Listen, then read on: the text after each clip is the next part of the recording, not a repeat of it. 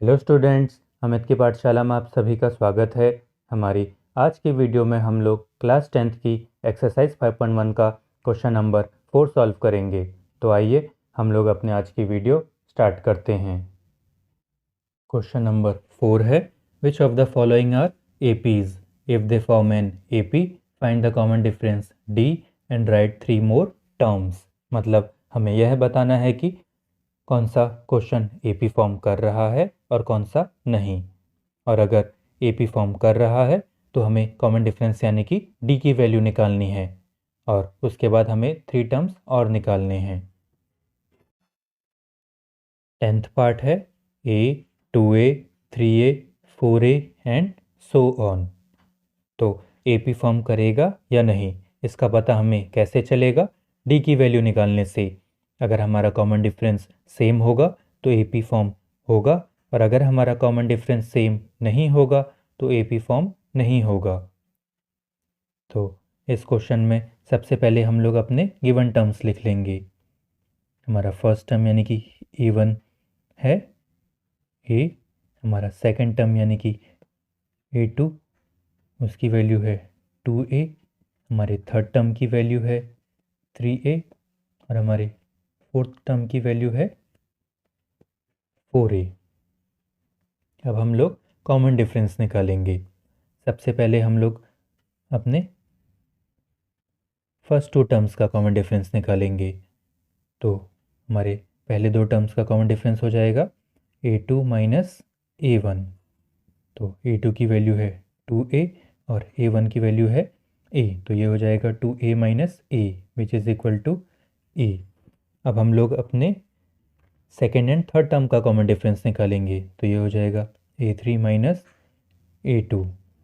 a3 की value है 3a और a2 की वैल्यू है 2a, तो ये हो जाएगा 3a minus 2a which is equal to a। और अब हम लोग अपने थर्ड एंड फोर्थ टर्म का कॉमन डिफरेंस निकालेंगे और ये हो जाएगा a4 माइनस a3। तो a4 की वैल्यू है 4a और a3 की वैल्यू है 3a, तो ये हो जाएगा 4a minus 3a which is equal to a। जैसा कि हम लोग देख सकते हैं कि हमारा कॉमन डिफरेंस इधर सेम है, इधर भी a है, इधर भी a और इधर भी a, इसलिए ये AP फॉर्म होगा। हम इसे लिख लेते हैं। Since difference is same therefore it is N AP। और हमारे कॉमन डिफरेंस यानी कि D की वैल्यू है A। और क्योंकि AP फॉर्म हुआ है इसलिए अब हम लोग अपने नेक्स्ट 3 टर्म्स लिखेंगे। हमारी नेक्स्ट 3 टर्म्स हैं A5, A6 एंड A7। सबसे पहले हम लोग A5 की वैल्यू निकालेंगे। A5 की वैल्यू हो जाएगी A4 plus common difference. A4 की वैल्यू है 4a और हमारे कॉमन डिफरेंस की वैल्यू है a, तो A5 हो जाएगा 4a plus a which is equal to 5a। अब हम लोग A6 की वैल्यू निकालेंगे। तो A6 की वैल्यू हो जाएगी A5 प्लस कॉमन डिफरेंस। तो A5 की वैल्यू है 5a और हमारा कॉमन डिफरेंस है a, तो ये हो जाएगा 5a प्लस a यानी कि 6a। अब हम लोग अपना A7 निकालेंगे। तो A7 की वैल्यू हो जाएगी हमारी लास्ट टर्म यानी कि A6 प्लस कॉमन डिफरेंस। तो A6 की वैल्यू है 6a और हमारा कॉमन डिफरेंस है a, तो ये हो जाएगा 6a plus a which is equal to 7a। तो हमारे इस क्वेश्चन में हमारा कॉमन डिफरेंस है a और हमारे नेक्स्ट 3 टर्म्स हैं 5a, 6a एंड 7a। तो ये हो जाएगा हमारे इस क्वेश्चन का आंसर। 11th पार्ट है a square, a cube, a⁴ and so on. तो AP फॉर्म करेगा या नहीं इसका पता हमें कैसे चलेगा?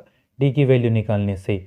अगर D की वैल्यू सेम होगी तो AP फॉर्म होगा, नहीं तो AP फॉर्म नहीं होगा। तो सबसे पहले हम लोग D की वैल्यू अपने फर्स्ट 2 टर्म से निकालेंगे। तो हमारे फर्स्ट 2 टर्म में से D की वैल्यू हो जाएगी A2 माइनस A1। A2 यानी कि सेकेंड टर्म, तो हमारा सेकेंड टर्म है ए स्क्वायर और हमारा फर्स्ट टर्म है ए, तो डी की वैल्यू हो जाएगी ए स्क्वायर माइनस ए।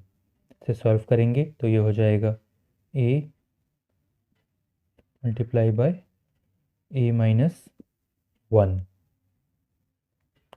अब हम लोग सेकेंड एंड थर्ड टर्म का कॉमन डिफरेंस निकालेंगे, तो ये हो जाएगा A3 माइनस A2। तो A3 की वैल्यू है ए क्यूब और A2 की वैल्यू है ए स्क्वायर, तो इसे सॉल्व करेंगे तो ये हो जाएगा, हम यहाँ से ए स्क्वायर कॉमन लेंगे तो ब्रैकेट में बचेगा ए माइनस 1। जैसा कि हम लोग देख सकते हैं कि हमारे दोनों कॉमन डिफरेंस इधर डिफरेंट हैं, तो इसलिए ये एपी फॉर्म नहीं करेगा। हम इसे लिख लेते हैं, सिंस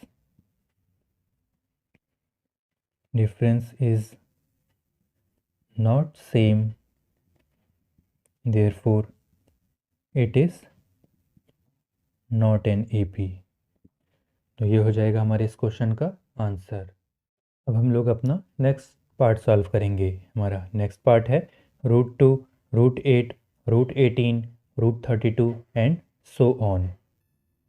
सबसे पहले हम लोग अपने गिवन टर्म्स लिख लेंगे। हमारा फर्स्ट टर्म यानी कि A1 है, √2।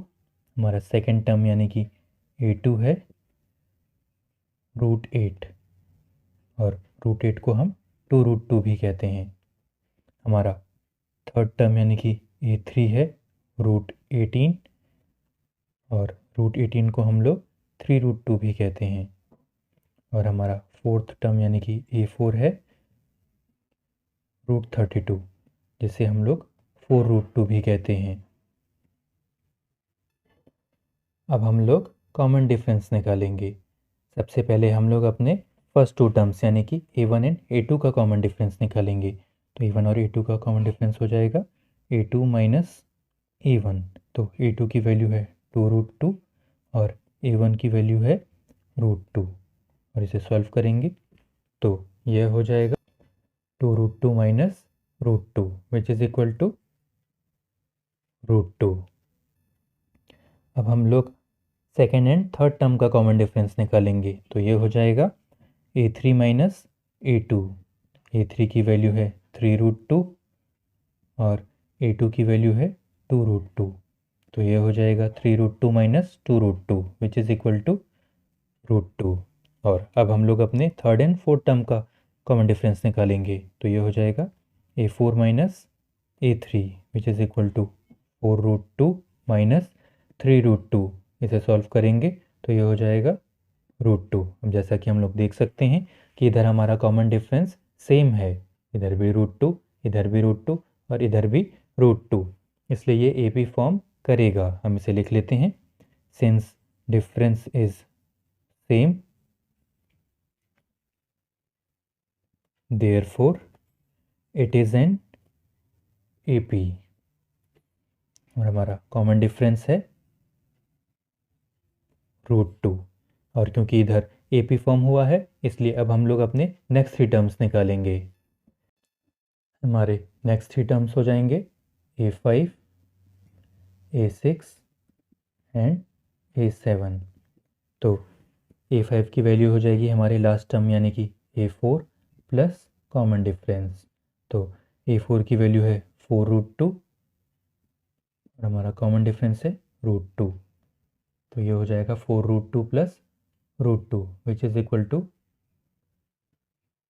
5√2, या हम कह सकते हैं इसे √50।